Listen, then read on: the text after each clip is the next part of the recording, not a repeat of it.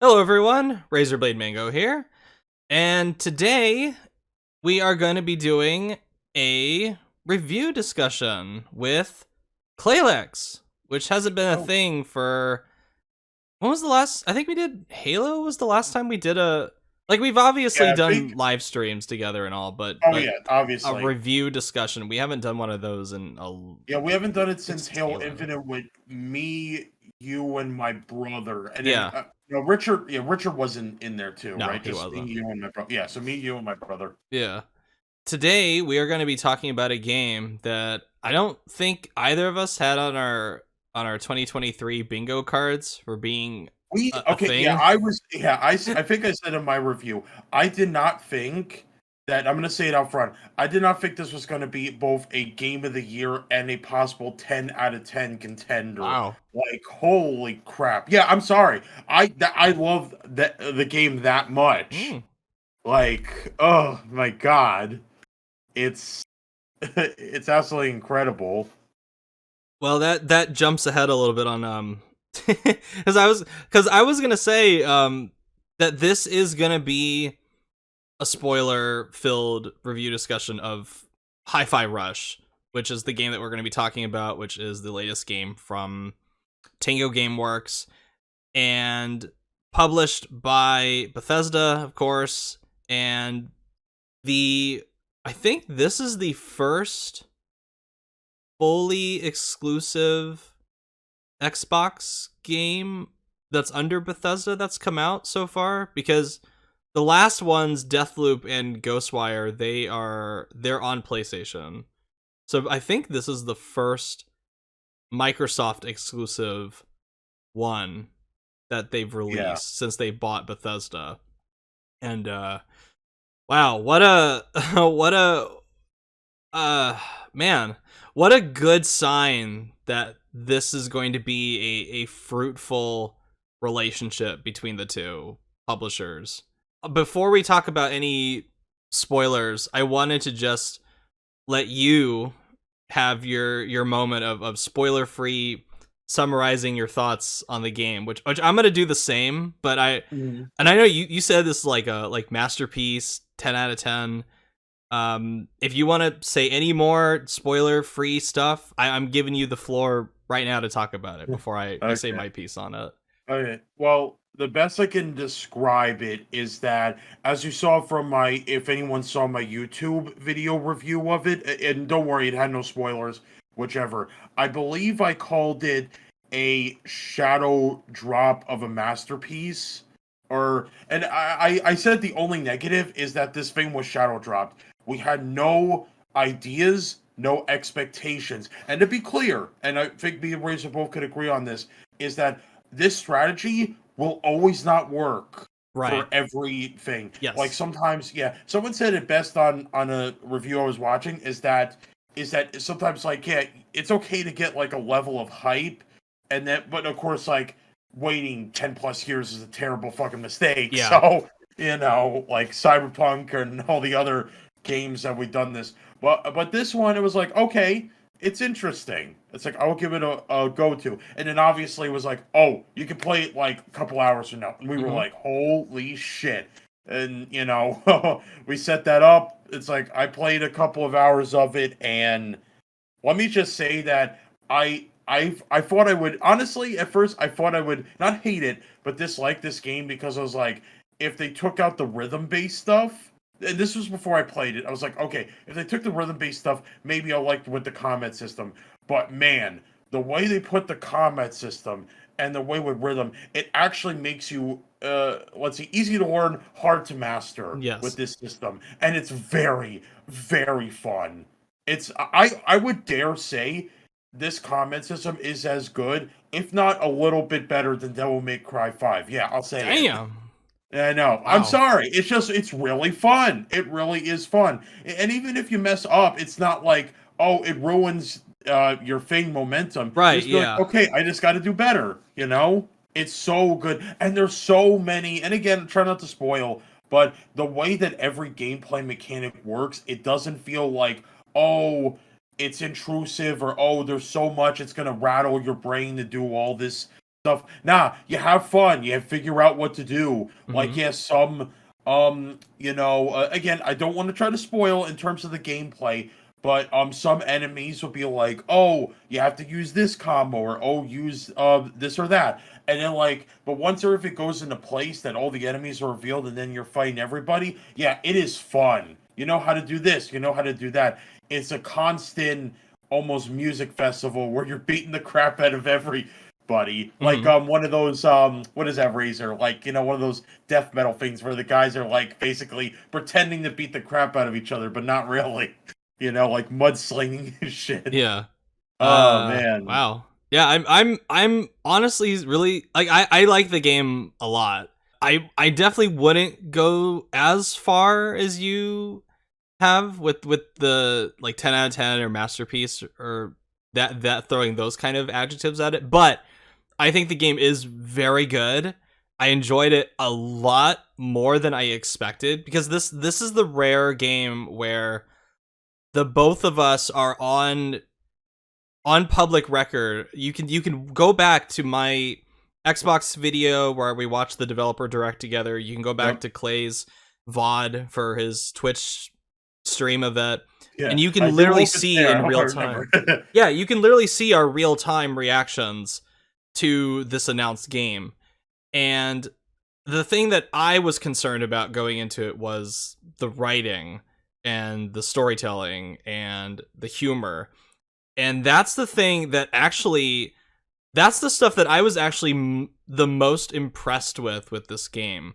And we'll get into that later, obviously, Yeah, it because I was want it to talk was about it written more by in the detail. yeah, it was written by the same as the guy who directed John Johonas, I Who think did his name directed is. Evil Within 2 as well. And I think too that this is the best exclusive. I wouldn't, I said this about Psychonauts too when we talked about that, where I said Mm. this is my favorite Xbox game in like years, probably over a decade. Yeah, But a but game yeah. because that's on PlayStation, I guess that doesn't really count. This, on the other hand, where you can only find it on the new gen Xbox consoles and PC, this is primarily a Microsoft exclusive. This to me is the best exclusive that Microsoft has released since Halo Reach.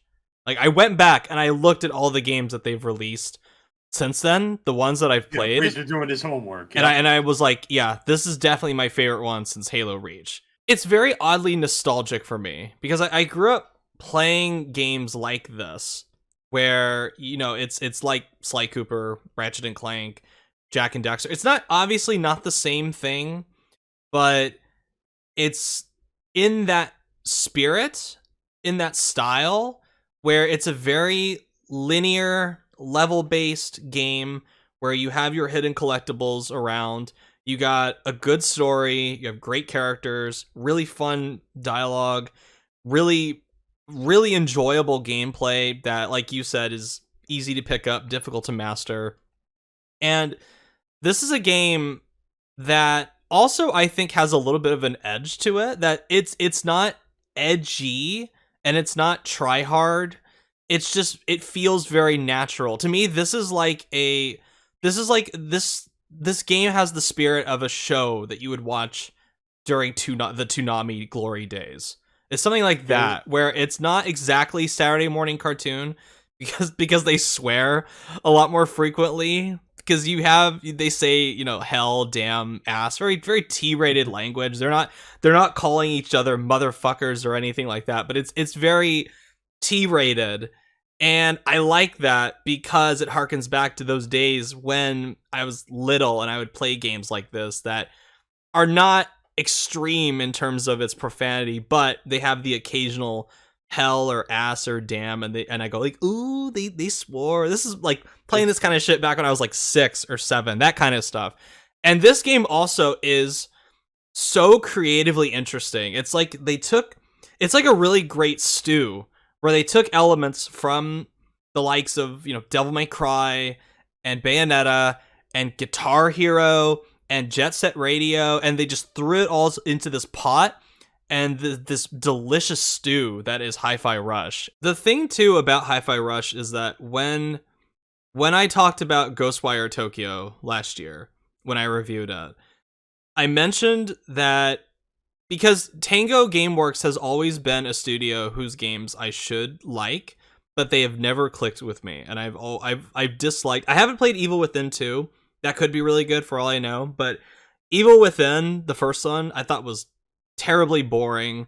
And then Ghostwire Tokyo, I thought was really boring as well, despite its really And very unique. well unoptimized too Yeah, on very well PC. unoptimized. I said in my Ghostwire Tokyo video, because I said that the open world felt so unnecessary and it was such a hindrance on what could have been a really great level-based story-driven game, very linear.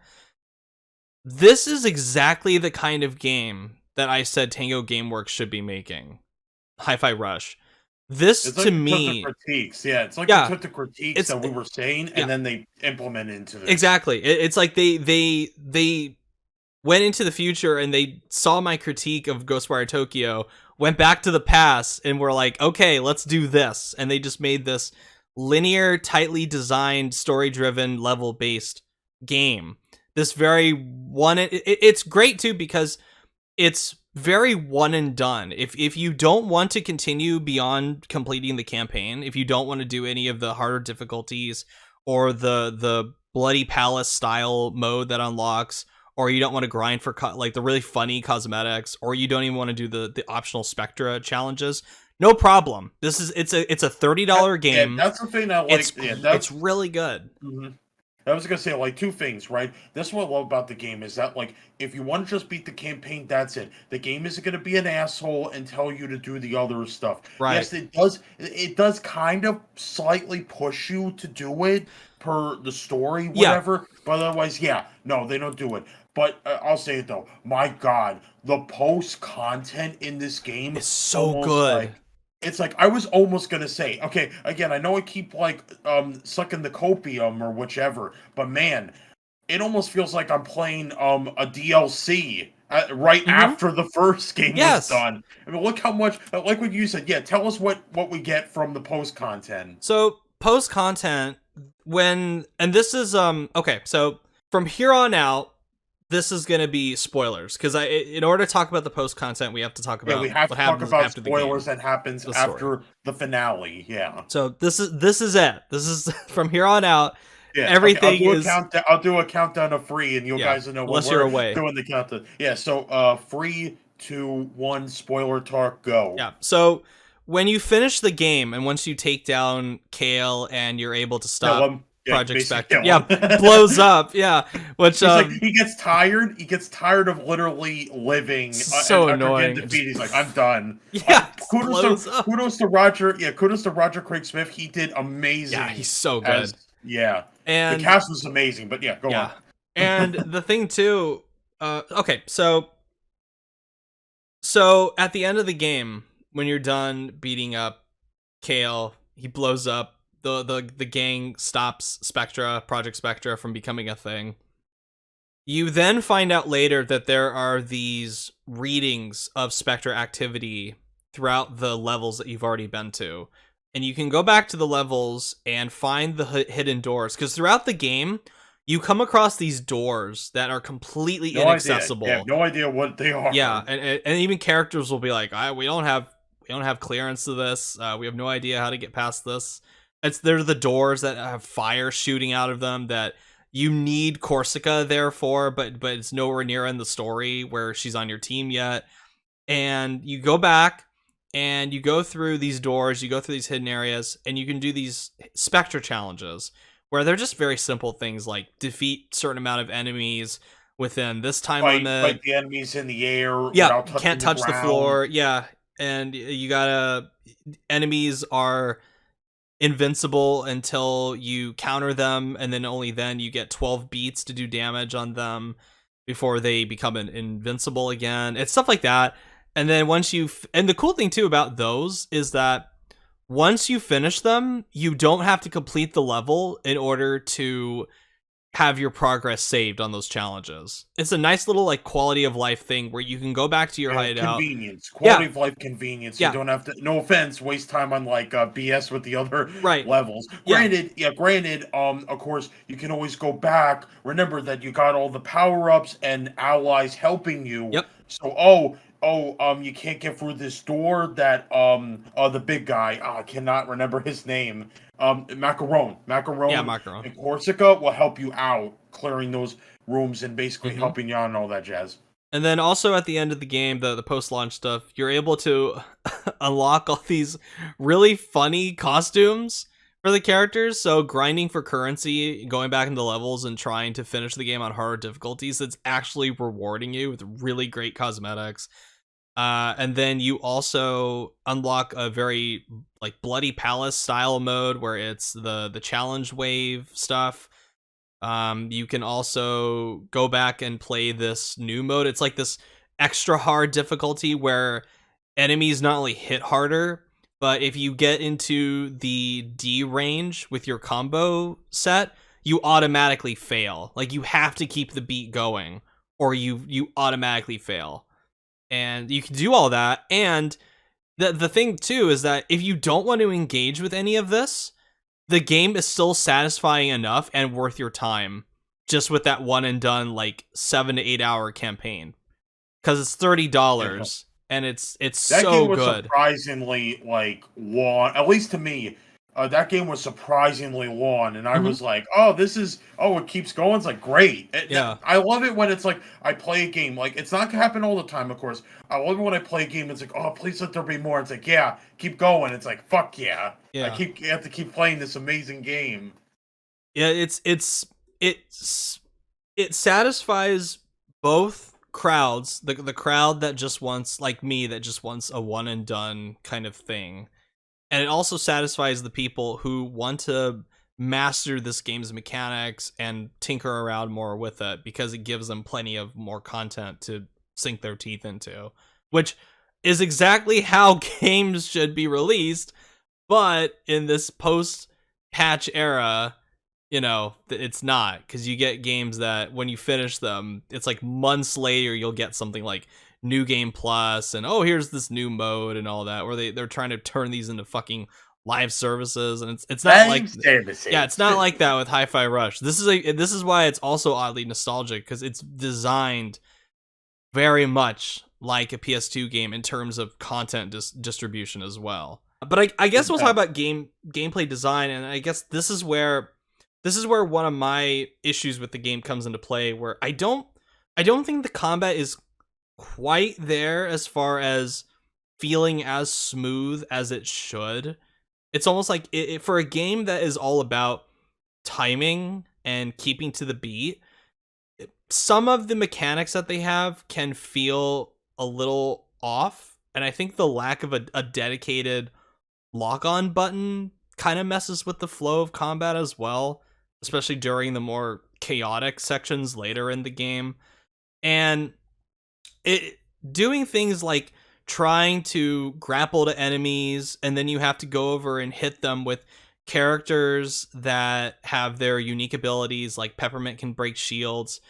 Macaron can break harder shields. Yep, Corsica can put out flames that enemies spew at you And stun them. Yes, and I feel like the combination of these mechanics doesn't. It's still fun and it's still enjoyable, but as far as smoothness, feeling tight to control, it doesn't. It's not quite there. It's not like it's a strange comparison, but it's not like Sekiro for me, where as far as like nailing that window of combat, the really like millisecond timing of it all.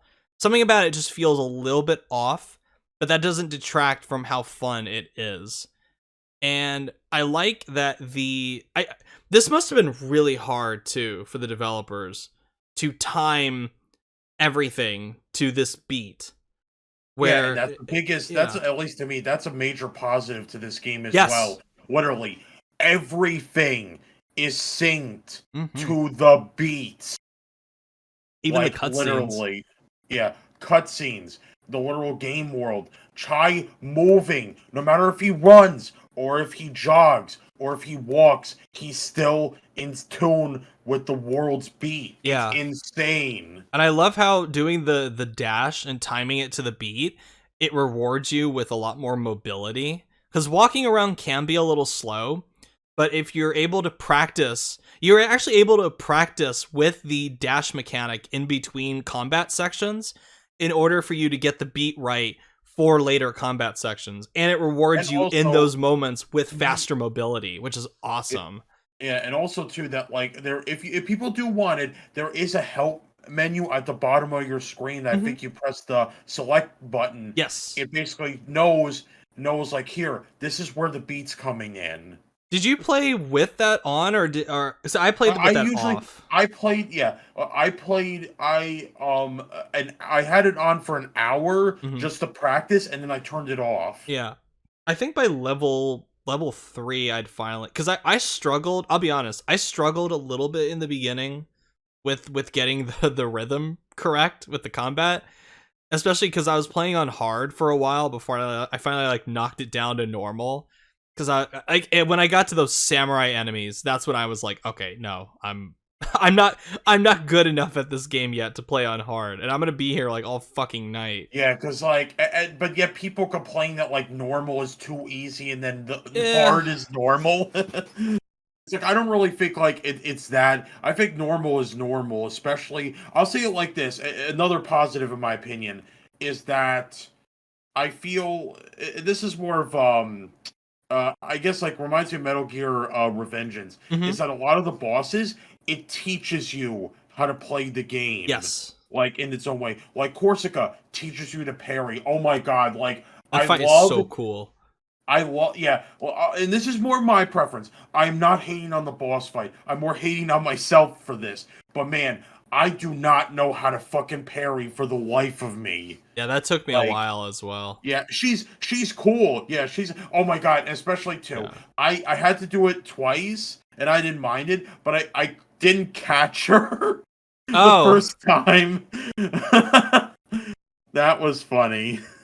But again, that's another thing too that was funny was the attention to detail that this game does, but if you do that kind of shit is so funny. hmm.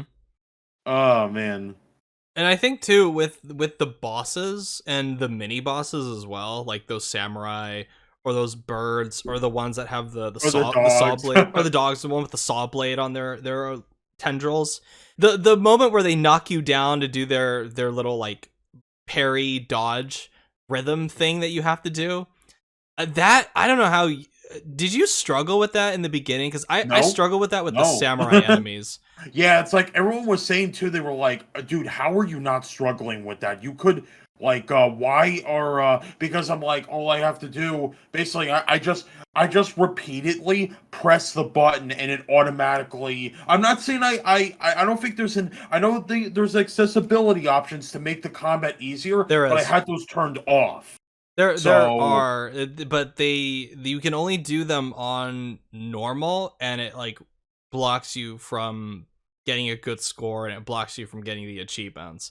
And I yeah, was like, no, I don't need that. yeah. I think just knocking it down to normal is Yeah, perfectly it did the fine. whole like, oh, it's like, oh, press any button and then you'll parry and do this or Yeah, that. I'm like, nah, I don't want to cheese it that hard. You know what I mean? yeah. Like, I could do it. I could beat it on normal. I want to actually learn how to play this because I think this game deserves enough attention and respect for you to actually learn if you're physically able to play something like this, of course. Yeah, But already though, I yeah, can agree though that if they do possibly make a sequel, I hope they man, do. I'm already excited that they can make the combat even better. Hmm. Just like, like you said, get the combat and the rhythm together, make it in sync in actually more in sync in beat, Hmm. and then it'll feel natural for everybody to play it, Yeah, you know? I think because it's that dedicated lock on button isn't there, because sometimes I would, especially towards the end with the like the really big like mobs of enemies you can fight,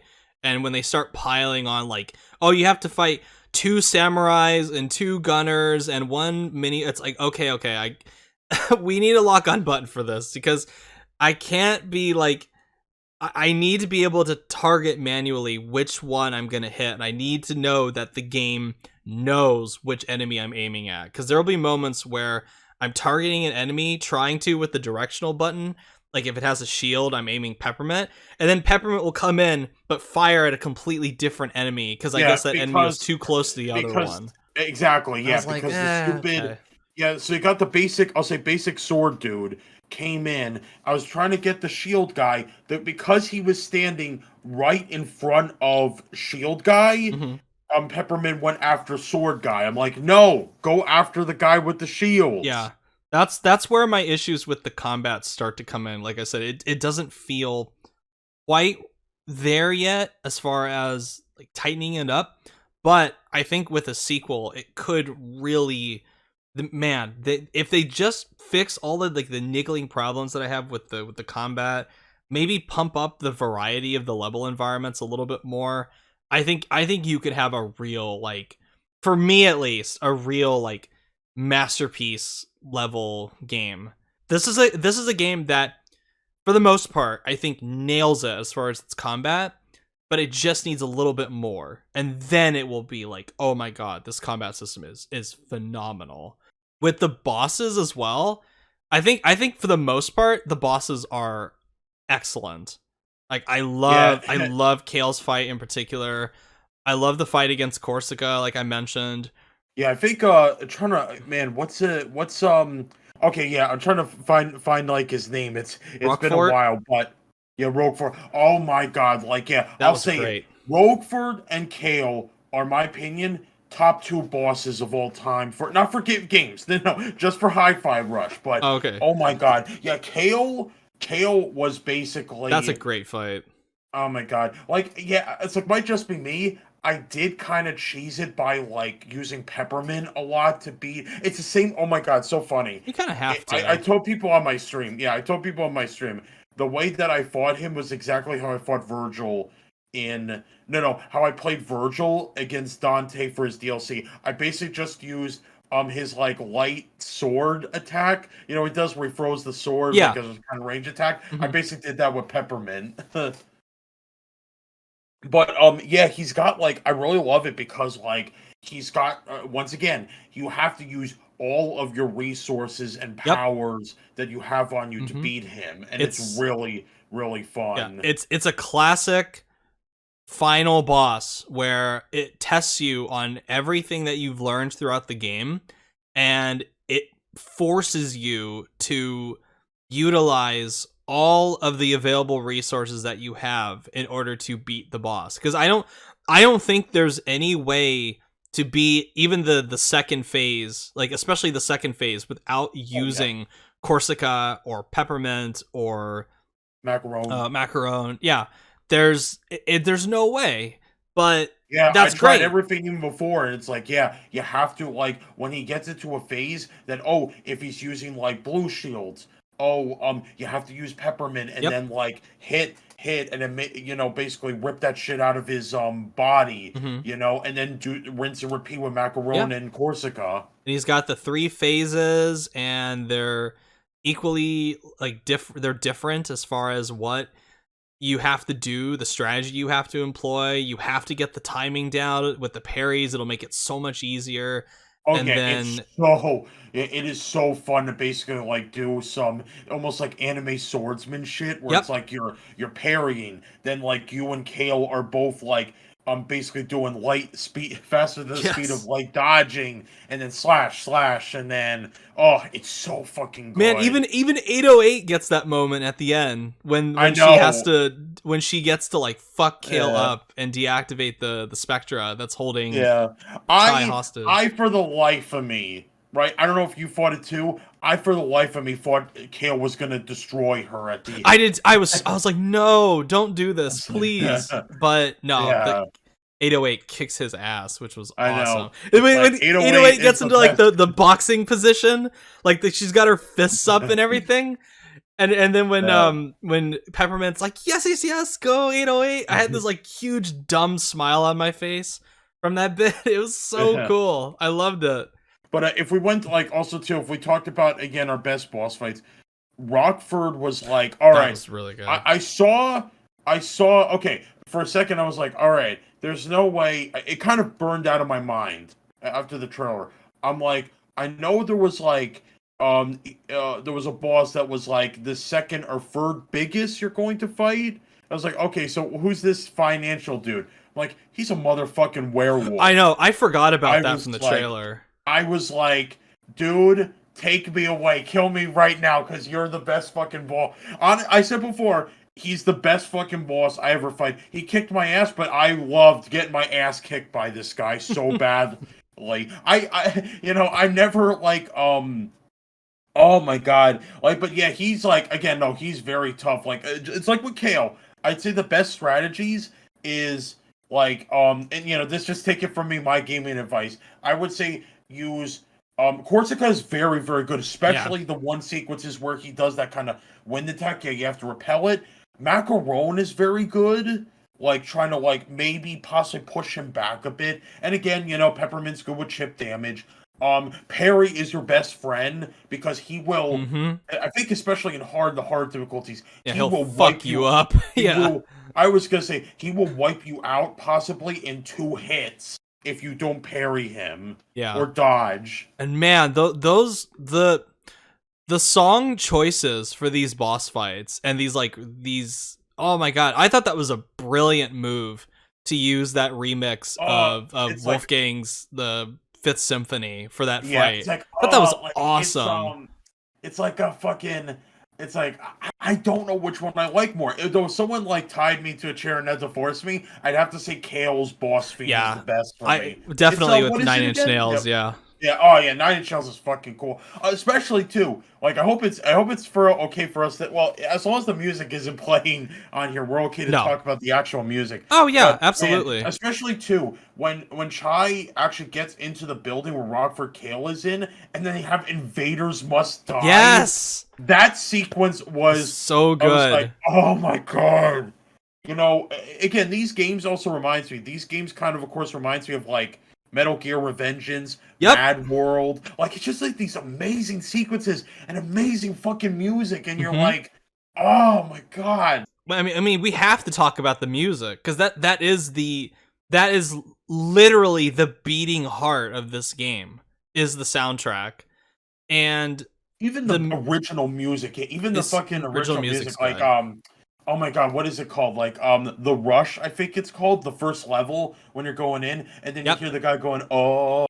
yep, that's good I was like, stuff. oh The my god, I almost about to cry, like, oh my god, it's so good. the Like, song the that music plays is when so you're good. the track that plays when you're going to I think it's Mimosa is her name, the singer, the Yeah. PR, the marketing chick.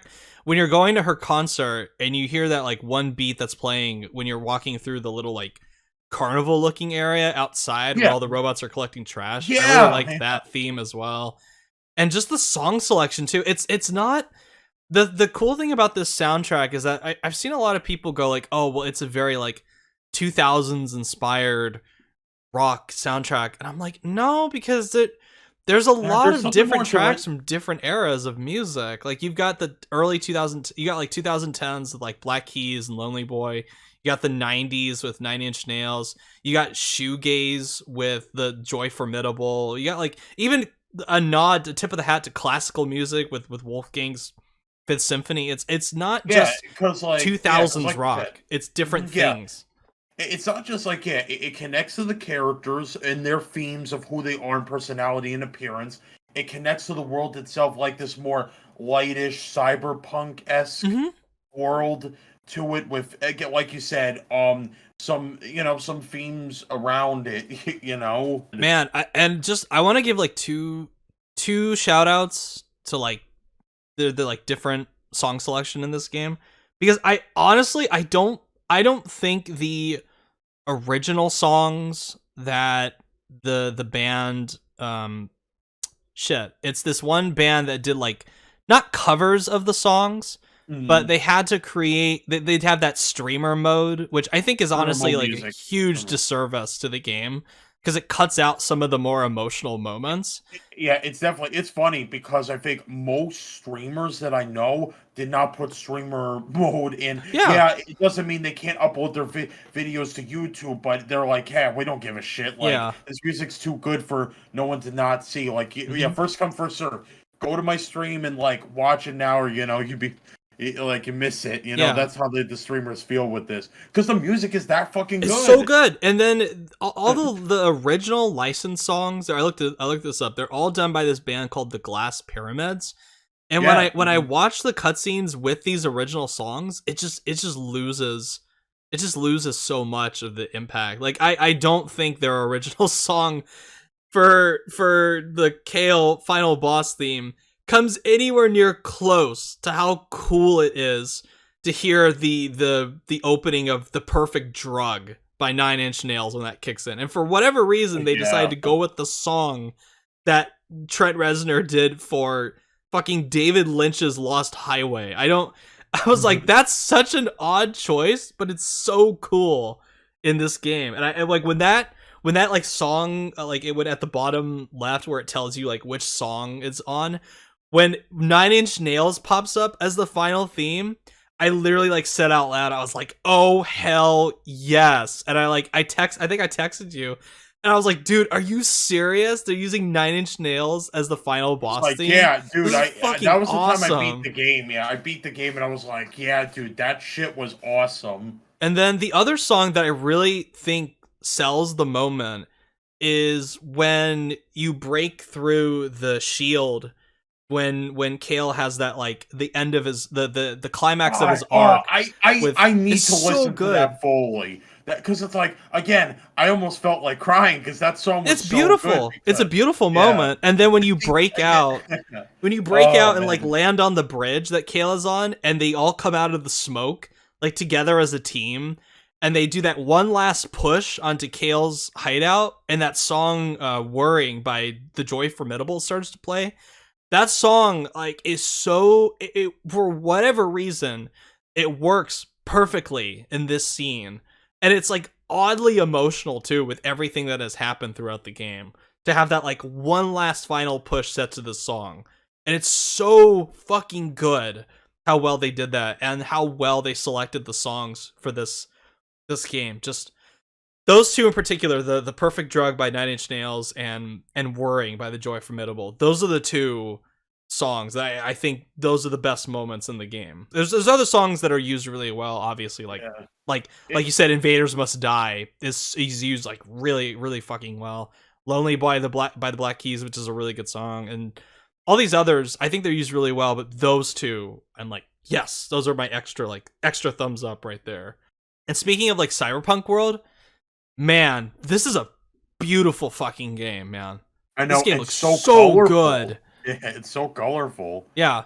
It's colorful without being overwhelming either. oversaturated. Yeah, it's not some like garish like Fortnite-esque nightmare. It has a really distinct art style and it's very confident in the art direction that it's going for. And I love to we were talking about this before we started recording where I thought it kind of threw me for a loop at first when in certain cutscenes the characters are animated at a lower frame rate than the background is running at. Uh, But I think in the end it adds to the cartoon aesthetic that it's going for. I think it really that like jittery animation sells the hand drawn style that Tango went for with the art style. And it's so beautiful. I love it. And I've said this before on other videos. Like I'm so tired of these games that try to prioritize raw graphical detail over art direction. Even like God of War or Horizon, I don't think the art direction is anywhere near as inspired as something like Hi-Fi Rush. This is a game where the more it ages, the better it's gonna look. it's like, yeah, someone said that too, and they're like, hell, if you told me, if someone went back in time and told us this was an Xbox title, not an Mm-hmm. Xbox One, original Xbox, people would be I like, believe it. yeah, I can believe that. I can believe Absolutely. that. It very much like just in style, in look, in design, it is a very OG Xbox, PlayStation 2, GameCube era kind of game. I think the the one Man, positive, like if we go back to the bosses, if I'd rank them personally, I'm not gonna do like, oh, top and then low. If I said it, so the first boss that you fight, again, for a tutorial boss or level one boss, that robot. very good. I Yeah. love, yeah, the giant robot. I loved him so much. It was like, and again, his attacks and pattern go with the beat. Yep. I love that. You know, When you oh, fight it's so Rekka good. as well. Rekka, yeah, Rekka. Oh man, again, Rekka is very good too. She's a very for how kind of small her role is in the game, she still made a very Mhm. good Yeah, impact. very memorable. Um, All of them oh are my god. memorable. Yeah, oh my god, and Zanzo is a walking literal JoJo reference, and Yes, and yes. I'm so happy people know it, and that's the thing I love Made the about him, connection. Yeah. because there's two things when you make a reference heavy character, they're either super annoying or they're super good. There's no in between, and Right. Zanzo is very very good, and it's so funny by again spoilers by the end that you think you're going to fight him and his Mm-hmm. giant robot. Nope, because you spent like basically I love how they beat him too because they literally he's broke. They They financially exhaust his break budget. him. Yeah. Yeah, and then it's like when he falls down on the ground in defeat, I was like Yep. laughing my ass off. And That then doesn't was that robot? That's the same one that comes back later, yeah, where and in I the was like, final push. I said after Zanzo's defeat, I'm like, yeah, that robot is coming back. I was like, oh yeah, Kale took over. The Yeah. way that it again, the way that they also did it too, I was like, oh my god, don't let Cinnamon die, please don't let him die. Yeah. He's a cool guy. You know, that's the thing I love too is that the main cast.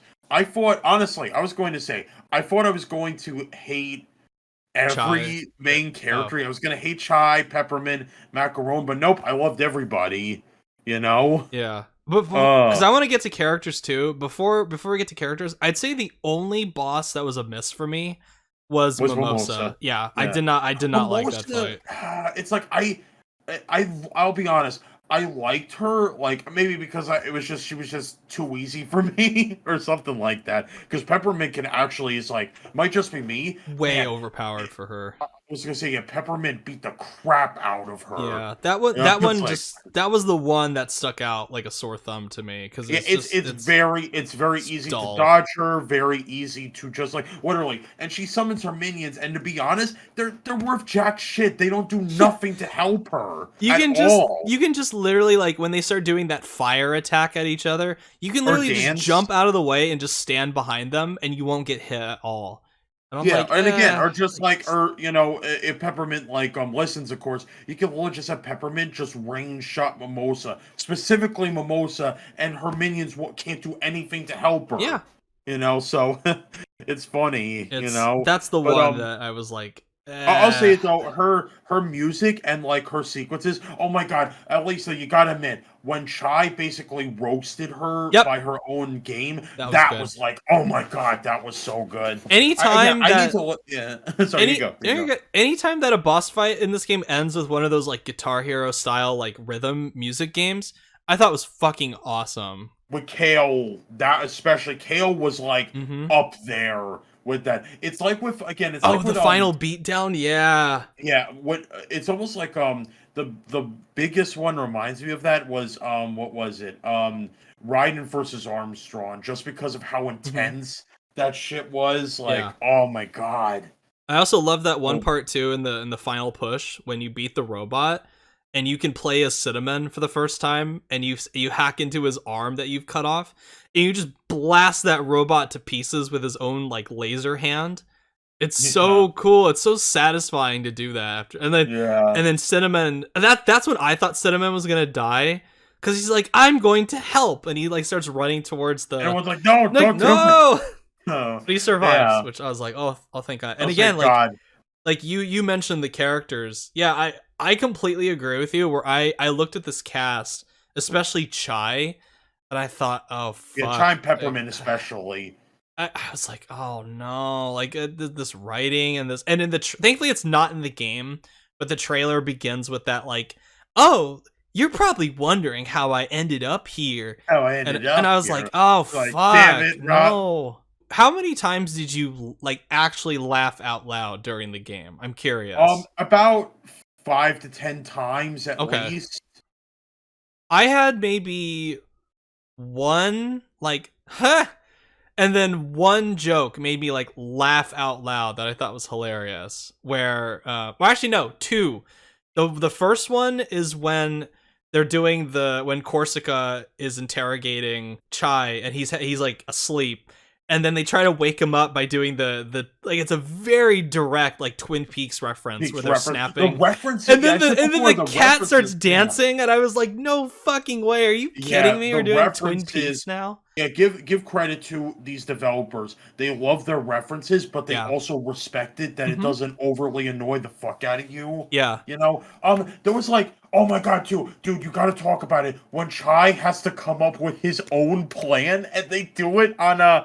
God, what's that video game? He was like sitting on the chair and he was thinking about what to do, and then it's on Oh, this shit. Xenogears. Yeah. Oh, and everyone was like, "Oh my god, you guys know Xenogear Yeah. too?" It's I like, think I oh, think people from I think there's somebody from Xenogears that works at Tango. I could be wrong, thank like on that God. team from Monolith, but I could be wrong, but yeah, man, just and then the other part, like the best joke in the game for me is when Chai is breaking out of the barrier at the end when he's having his like when he hears the words of his friends like encouraging him to keep going with feeling the beat of the barrier, and then when it gets to Cinnamon. Cinnamons, and he says like I really like your pants, Mr. Chai, and I just laughed out loud, and he's like Yeah, good enough.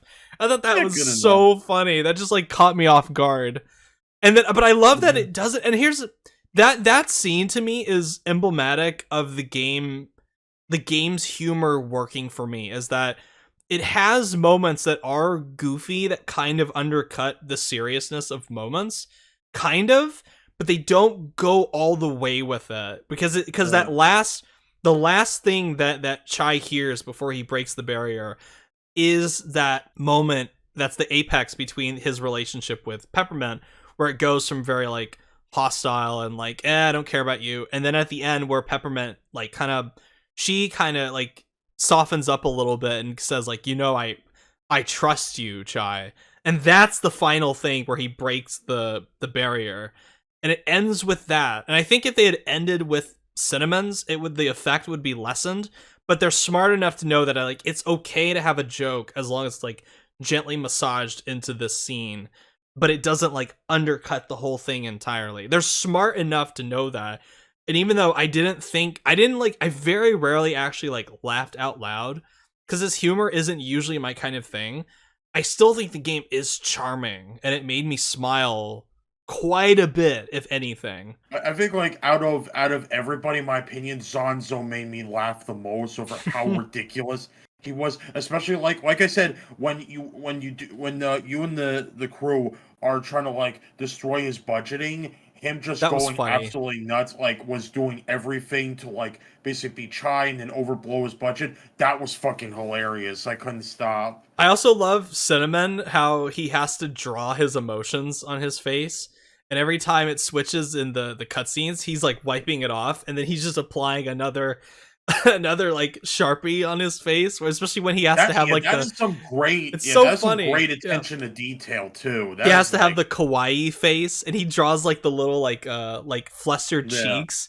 I loved Yeah, that. That it's was weird. funny. I was like, I wish in the ending when he gets repaired that Macron actually gave him like an Uh-huh. emotable face. Yeah. Yeah, which I was like, oh, that's weird. But I guess it's not gonna like bother Yeah. me. It's like it's whatever. And I like you was very surprised by how fun I thought this cast was.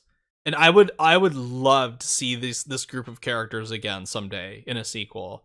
And I Yeah, think to me it plays into what I like. One of my favorite things about video games is a story that where a group of like misfits come together and they are able to take on overwhelming odds and beat the bad guy. Like Yakuza does this, Persona 5 does this, and this game does this really well uh, as well. I think this is also where the benefit of having a really good script comes in, and have a really great cast carry it too, because you have like this really fantastic group of voice actors as well.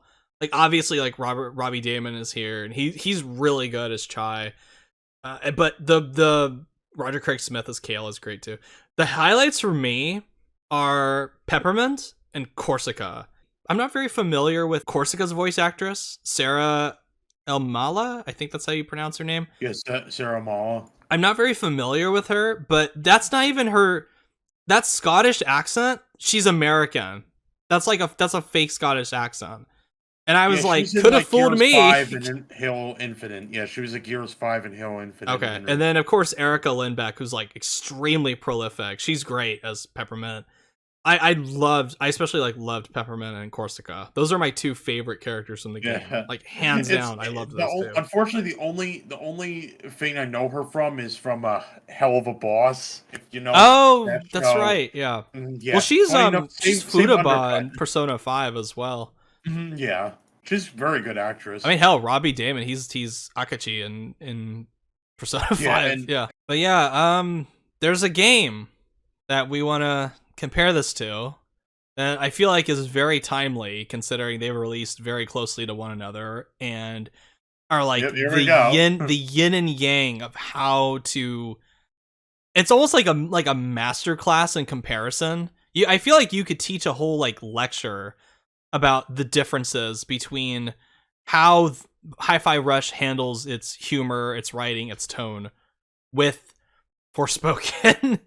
Very different how they handle it. It's weird because it's almost they're both kind of going for the same thing in a way where they're very like jokey and quippy and a lot of like undercutting humor a little bit. But the big differences between the two, they come down to a lot of things. Because I even saw like one post on some Reddit about how like why are people complaining about Forspoken when Hi-Fi Rush has the same kind of humor? I don't get it. What, people are just biased.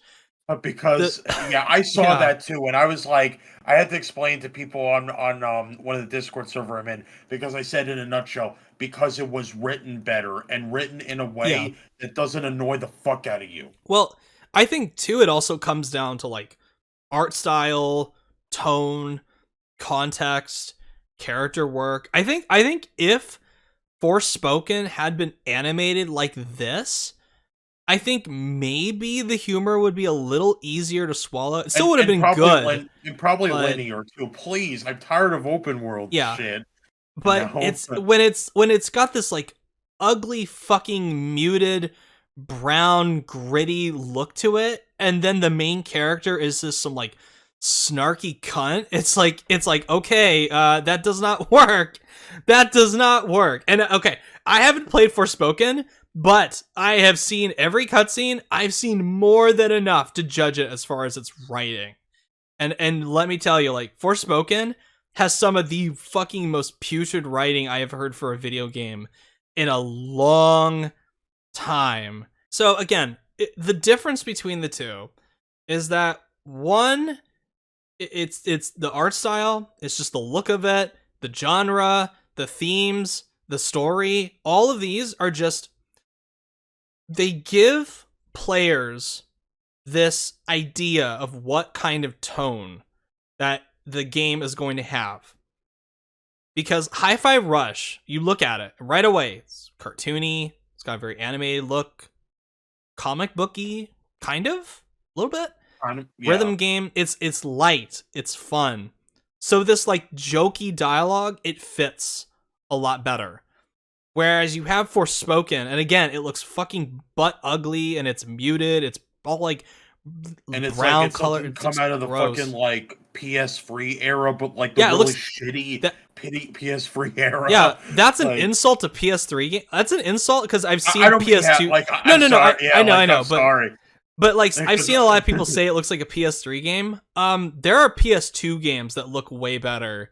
There are PS1 games that look way better than Forspoken. Yeah, the PS2 era ran a lot more than the PS like free era back. The PS2 has potential. Yeah, if you've ever played like Kingdom Hearts 2 has way better facial animation in a lot of cases than the best of what Forspoken has to offer.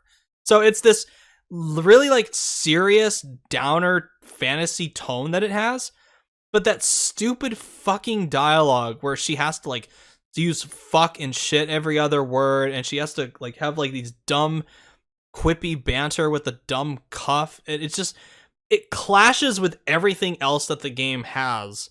So the whole experience feels very dissonant.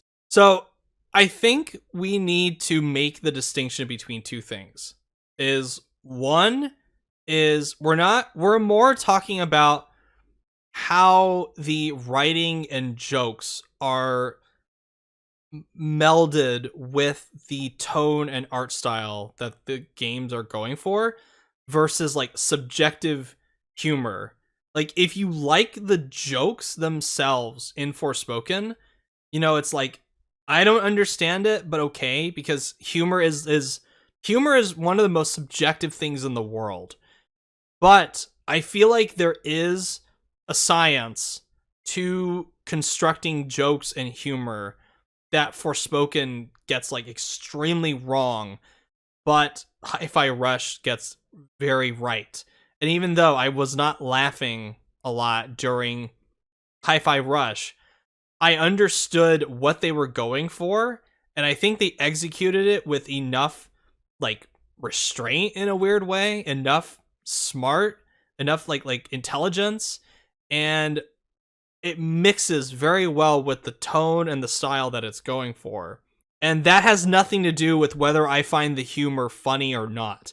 It has to do with how well it's integrated into the game, if it makes sense in the game, given its style and its tone, and whether or not it detracts from anything else that the game is trying to do.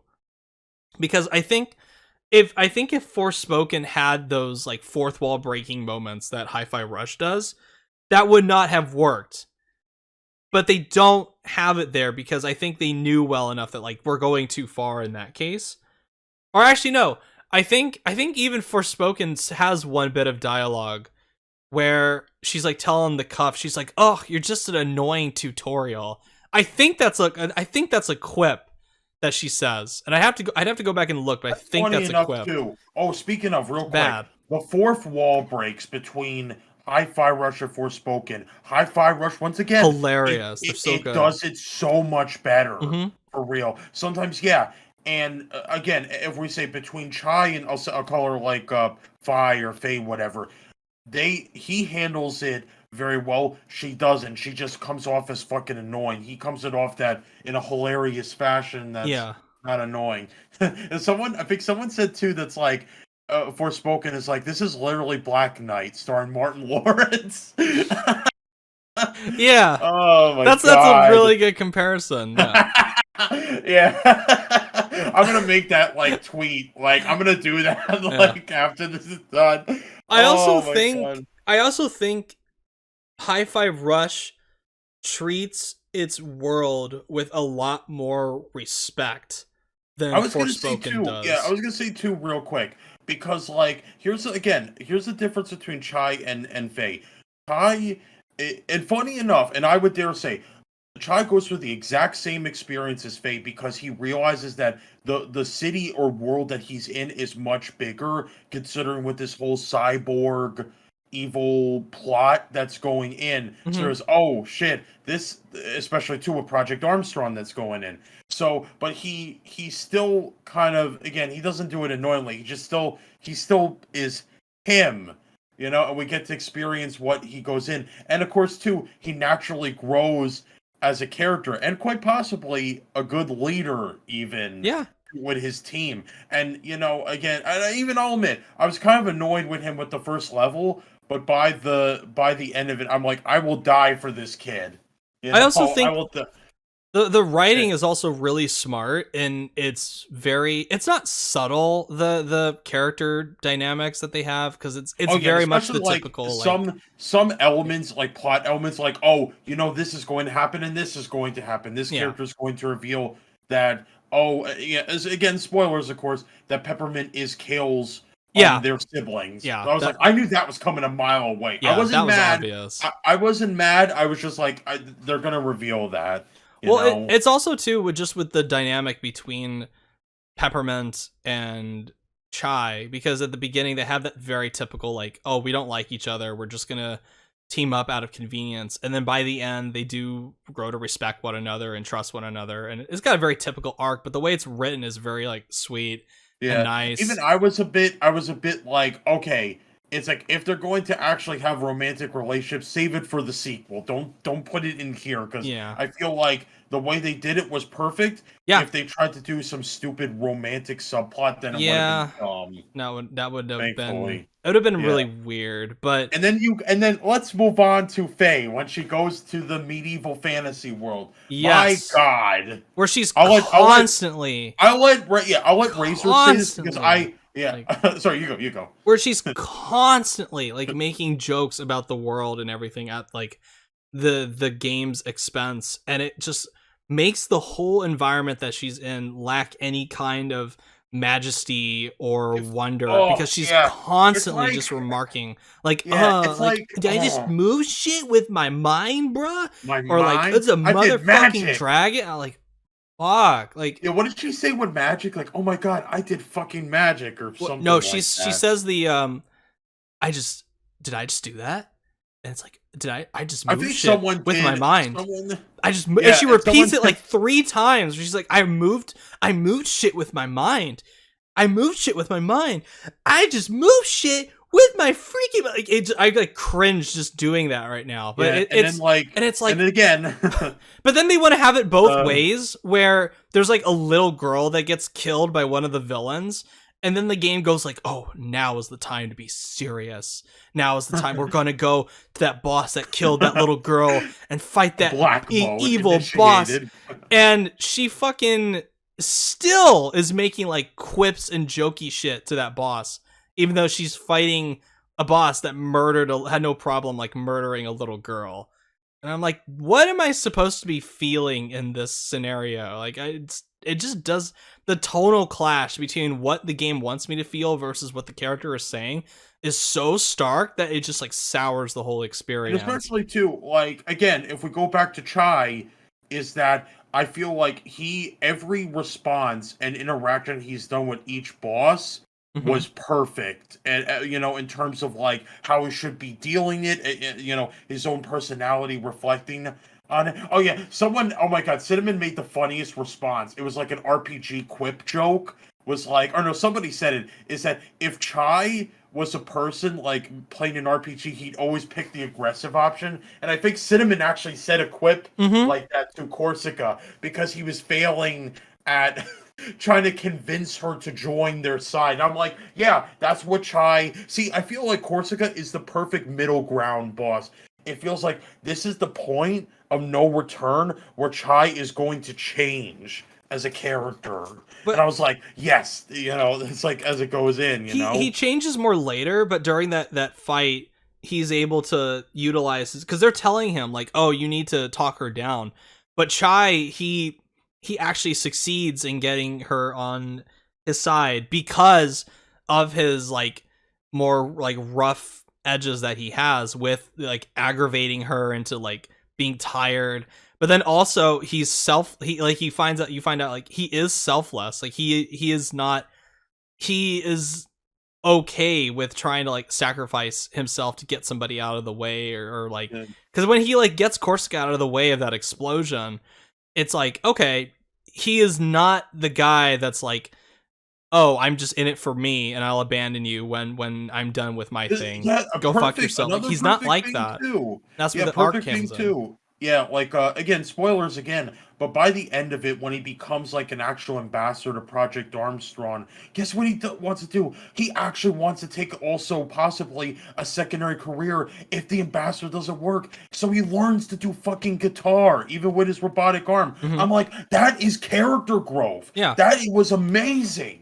And then also Let's go back to yeah, Faye real quick. So what does well, Faye do by the end? Be honest with me. What does she do? That bitch. well Like, she she fucking she goes through like this insanely long flashback sequence, and then she gets powers because, surprise surprise, like she initially was born in this world, and she gets a fucking powers course. A to bite, fucking course. and the cuff is the villain all along, which is no surprise. And then of course, all the villains that she's been fighting up to that point are really taken over by an evil magic, and it's like, okay, well, and then at the end, it's like Faye becomes the leader that everybody like wants her to be, but the whole game she's like, I don't care about you guys. I want to go home. I want to go to New York. Like, fuck that. Why are you guys being so mean to me? Why are you guys expecting more of me? It's like, so by the end, when she becomes this leader, this hero, it feels so fake and half-hearted and just it's That shallow. feels like somehow like you know Army of Darkness, right? When they did that Sure. exact same scenario with Bruce Campbell's Ash, Yeah. that feels somehow like worse. And Ash was Yeah. like, well, I thought he was fine. I was like, okay, the ending, he wants to go home. That's fine. And yeah, it's Yeah. funny that he fucked up the thing, and then a Deadeye comes in, but you know he still does his thing. But like, obviously with that, I'll say that real quick. That handled was better, but the way you said it, yeah, that was It's terrible. bad. Like, It's so bad. And then at least also Ash wasn't bitching at everybody. He was like, yeah. I just want to go home, and it was like, okay, it's all good. And I think No. going back to something I wanted to bring up very briefly as well. And Yeah. this is a little bit of a tangent for me, Yeah, it's fine. but It's fine. I saw one tweet that like really annoyed me to where I Grind didn't your gears. Grind I your wasn't gears. going to respond to it like directly, but I responded to it like on my own like Twitter feed or whatever. And I saw this one guy, he was like, "Oh, why are you?" And this ties into Hi-Fi Rush because I think both games do a similarly great job of respecting the worlds that they're creating and not undercutting them, being sincere. But I saw one guy go like, "Oh, Kingdom Hearts has the same level of writing as Forspoken, and you chuds this on Forspoken, but love shit like Kingdom Hearts." Hold And on. then Yeah, he, like bullshit. Like, yeah, hold on. I was gonna say, if I say my piece real quick, hmm, Kingdom Hearts is written way, way differently. I would rather yes, tolerate the door, the fucking darkness, and all this lore. At least, like, yes. these guys put their heart and soul into trying to figure out what the hell Kingdom Hearts is, and I'm fine with that. I saw that tweet and I just went, okay. And this guy could have posted any like typical out of context scene where like all the people that hate on Kingdom Hearts, he could have put like the Kyrie's inside me. He could have put that. He could have put anything like Riku smelling his hands and going like, "Oh, I smell you and Kyrie smell the same," or he could have done anything like that. Yeah, I mean, But obviously, the Kingdom Hearts not gonna have like the best dialogue, but even no, then, but the like, difference between the two is that, and the scene that he posted, by the way, is like an example of bad writing. It's the scene at the end of KH2 when Sora and Riku are in the realm of darkness, and Riku is going like, "Oh, I have one advantage over you, something you'll never have." Sora's like, "Really?" And Riku goes, he's like, "What's that?" And Riku goes, "Having you for a friend." And Sora's like, "Well, I got my share of problems too, something you'll never have, like wanting to be like you." And like that moment's great. That's not a I know, bad yeah, that's not a because bad it, I dialogue at love it. all. I was gonna say, like, just real quick with that, I love that even then because again, it showed that like both Sora and Riku's insecurities, and they're just basically venting to each other Yes. about like what they like and dislike about each other. You know what I Yes. mean? It puts into context and it like wraps up the initial like relationship that they have in KH1 from being like rivals slash like friends. So anyway, the difference between Forspoken and Kingdom Hearts, and I'm gonna tie Hi-Fi Rush in there as well. Like Hi-Fi Rush, Kingdom Hearts versus Forspoken, is that both of those games, they have this confidence in their silliness, and they never once break that vibe with irreverence or snark. And because it has that confidence and sincerity in the more like goofy, lighthearted elements, that makes the actual like deeper character moments, and especially with Kingdom Hearts, the tragic parts hit all the more harder because the writers are coming from a place of respect for their own material, and they respect the players' like emotional intelligence as well. Whereas on the other hand, you have Forspoken, which is just insanely condescending, and it assumes that it's above its silly material and takes every opportunity to point that out. And it's just it's so dumb. obnoxious. It's It's so it's dumb so fucking because obnoxious. again, if you could like help me out, it's like at least like when Tango was making it, they're like, "Oh, we know what this is. We're Hmm. going to like play at its strengths Yes, and then like confidence. we'll crush out the weaknesses either via DLC or a sequel later, you know." And Yeah, so far, yeah, we got like not too bad, but weaknesses to the game that like don't hurt it, but then like it's gonna be, and that's the thing I love. It's okay for a game to have weaknesses because then you know it'll get stronger in the sequel, you hmm. know, or whichever. But Forspoken, who developed Forspoken again? Luminous Productions, who Luminous Productions. I feel like it's a bunch of.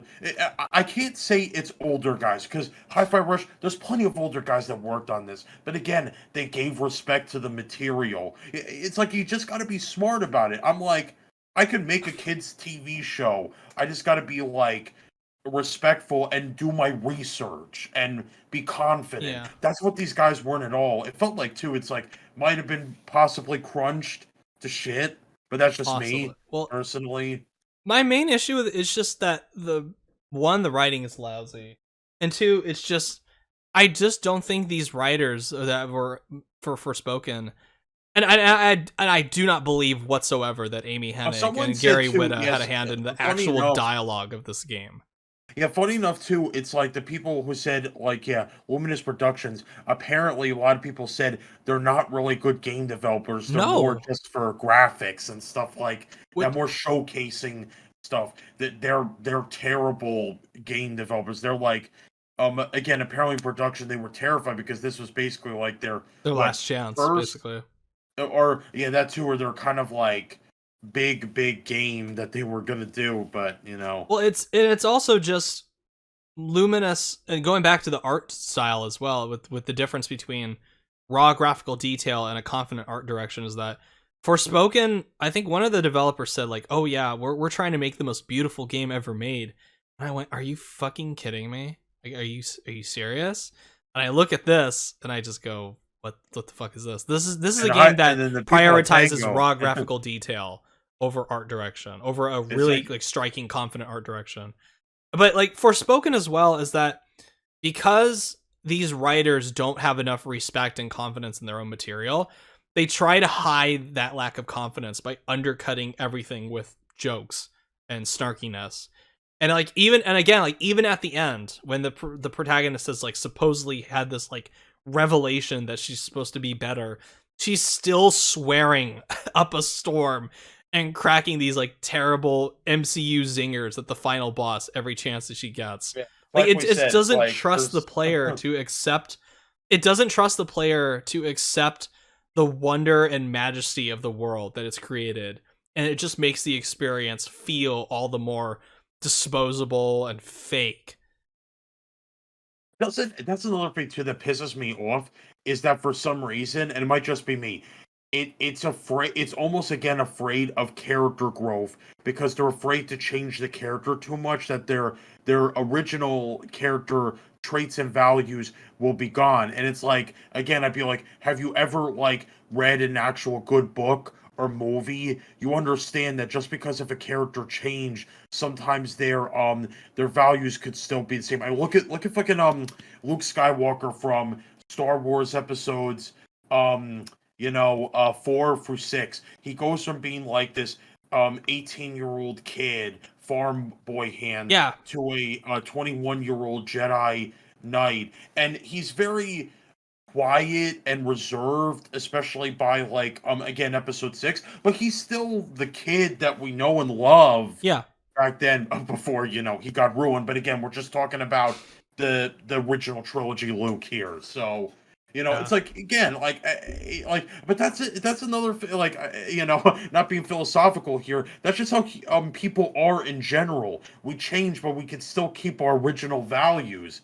Yeah. It's like, I might not be the same in 20 years, but at the same time, I could. It's whatever. I also think just because Forspoken has like takes this attitude with its presentation and its storytelling is that when it tries to like have its like blunt stupid message at the end about personal responsibility, it still fails. But what was technically the life lesson, I guess, for High Fire? No, they said it actually. Well, Is that you it's learning can't to work as a team with work others. as a team and hard work pays off, I think. Eh. Is the thing, because like again, and I guess like hard work in terms of like, Chai actually, yeah, working with his team, getting the corporation done, and then he becomes kind of a leader, and but also like now he's going into another hard work of learning to play guitar and possibly become Mhm. an actual rock star. Yeah, and I think that's one of the best things about, Chai and Peppermint's character dynamic is that they learn from one another and they grow as people. Where it's like Chai through Peppermint is very like cold and calculated and like, okay, we're just gonna get this done, and she's very like, she doesn't really have much tolerance for like silliness or humor, at least in the It's like beginning. the But yeah, and Chai it's kind like of that like, too. Yeah. Chai is the one that his strengths help her kind of grow as a person, and then it's the other way around too, where Chai learns to take things more seriously, to understand the gravitas of the situation, to be less selfish through Peppermint. And that's why I think those two have a really It helps fantastic too with character the other dynamic. characters. Yeah, it helps too with the other characters because with Chai and Macaron, he basically tells them to basically he has to man up and Yeah, not get so worried all the time or yeah, paranoid. And then with chill. Corsica, he basically just tells her to take a chill pill in the nice way, Yeah, because well, she's very like security mhm. drawn, because she's the main security officer Yeah, at the company. yeah, and she in Vanderlei, yeah, she learns how to enjoy being in the moment a lot more than just prioritizing like As cold Chai hard does. work. Yeah. And I think the coolest thing that the game never spells out is his motivation for getting a robot arm, is that like he wants, like it's kind of implied that he has like a disability with his arm that prevents him from achieving his dreams as a rock star, but this arm will help him achieve that. And then by the end, he learns like to grow beyond his selfish reasons for acquiring this arm, and to use it and its powers to help make the world a better place by Yeah. getting rid of like these terrible suits and Kale and all that. And then at the end, he's using the arm for his initial intended purpose, which is to learn how to play the guitar to become a rock star. But it's done in a lot more like positive, wholesome way now. It's Yeah, great. Like they because never I spell love that out that for too. you at all. It's great. Another thing too, yeah, is like I love this too. Originally, the arm was meant he basically like it's kind of like almost like terrible if you think about it. So when they give you the cybernetic implant, they actually like almost give you a job. And what was Chai's job? Yeah, he was waste management. He basically was like the lowest of the low. Even Yeah. yeah, like many times, many of the bosses will call you trash or a defect, Mm-hmm. and it almost feels like. And something that I like too is that it doesn't bring Chai down. And like what you said, he takes the arm and he's doing it at a different purpose than what it was originally intended. Yeah. You know, I love that too and I thought when, that was great. yeah, like when Kale at the end tells like, "Oh, you're just a bunch of losers," and then Kale, I think at the Chai he says like, "Maybe, but together we're unstoppable." And Yeah. I was like, "Yeah, fuck yeah!" When he like hits him hits him and Kale blows up. It's like, oh, this is too much work. Yeah. So, um, yeah, as we're nearing the end of our discussion, which I think has been a really great discussion about Yeah. this, the thing that I want to end with is that I hope this signals more games like this from Xbox and Bethesda, because this has been my problem with modern PlayStation. A lot, like one of my big problems with modern PlayStation is that I think all they see is either the big $70 AAA massively budgeted video games and then the live services. They don't really have a lot of patience or desire for these like middle of the road budget. I'm not using budget as like a condescending. I'm saying it like it's a $30 game. They don't have that kind of desire to make more experimental niche $30 titles like this. Whereas Xbox apparently does, and that's great. And I hope we see more games like Hi-Fi Rush. Not exactly like it, but more that are willing to take a chance with their blend of genres and their art styles. Because Yeah, we even need just in more general. like Yeah, this. this was like 2023 medieval Europe in the olden times, Arthurian legends. I feel almost Hi-Fi Rush as the fucking King Arthur pulling the goddamn sword out, and then leading to these other developers be like, man, I hope our game is just as good, if not better than this, and it should be. Because, like, honestly, Yeah, I'm really. Don't get me wrong. We may get a miss. I mean, come on, look at. I don't know if Forspoken came out 2023, but it did, yeah. oh yeah, but it's like That's a $70 we need more like hits. That's what I'm saying. well we Yeah, need like smaller games like this. We need more of them because that to me is like the more interesting. That's where some of the more interesting stuff comes from. Like Stray, for instance, like Kena Bridge of Spirits, where it's like shorter, smaller, but it's got a lot more interesting things in its smaller package, similar to Hi-Fi Rush. And that's I really like this game. I I didn't expect the first game that I would play this year to be this, and I yeah, didn't expect same. it to already be like a This cream of the good. crop contender. Yeah. And again, I know like me and Rizzo differ on this, but like I said, I never expected, for me at least, this to be a fucking 10 out of 10 masterpiece for me, at least in my experience. Because holy crap, I'm like, again, I want more games to be this. Again, Yeah. not the same gameplay, but still, just to be good, to be, like Hmm. keep playing it, you know? The same Like, experimental niche spirit that this has. yeah. Because like that's the kind of stuff that I missed even back in the Xbox PS2 days. Because like yeah, there were plenty of games out there that was like yeah, let's experiment, like let's go above Yeah. and beyond. You Do like know? weird shit. That's where like a lot of the franchises that we have now came from. Where I mean, we still have like Ratchet and Clank now, but how Ratchet and Clank was back then is very different in spirit compared to how it is now. And same with like God of War. God of War came out around that time of like experimenting with like trying to push the action genre forward. And again, like God of War, it's still around, and that's where Halo came from. Where Halo was came out and trying to do new things, and it pushed the medium forward. It pushed multiplayer forward, and then now look where it is. But we need more games like Hi-Fi Rush. Is kind of Yeah, I the almost thing that I like want to say yeah, at the end of I the day. almost want to say what is it? I almost want to wish that 2023 becomes the not the new Rare, but the old Rare. Because you know Rare, because back in the old days, Rare used to make like they made so many genres of different games, Yeah. yet somehow it worked. They kept popping banger after banger. Like Mm-hmm. yeah, platformers done, racing games done, fighting games like forget about it. You know, Yeah. like I'm not saying Tango can do it, but it would be cool if their next game was like completely different again, That'd be and awesome. it's really good. Then I'd be like, yeah. Then I'd be like Tango. It's like, man, you're starting to get like a rare vibe going in, you know? Yeah. I've always been dubious about the long-term effects of Game Pass, but that's where in the short term it really works because it provides an affordable means of trying something that somebody wouldn't normally like pay a la carte for. Because I think like I don't know what would have happened if they had, even if they had surprise dropped it without, like if Game Pass didn't exist and they've dropped it and they're like, oh, it's $30.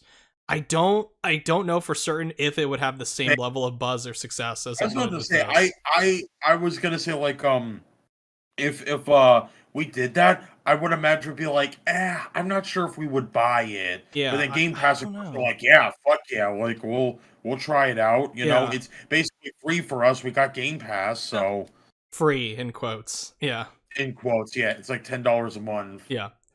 But yeah, I tip my hat to Tango Gameworks. They have made for me what is like easily their best game, like hands down.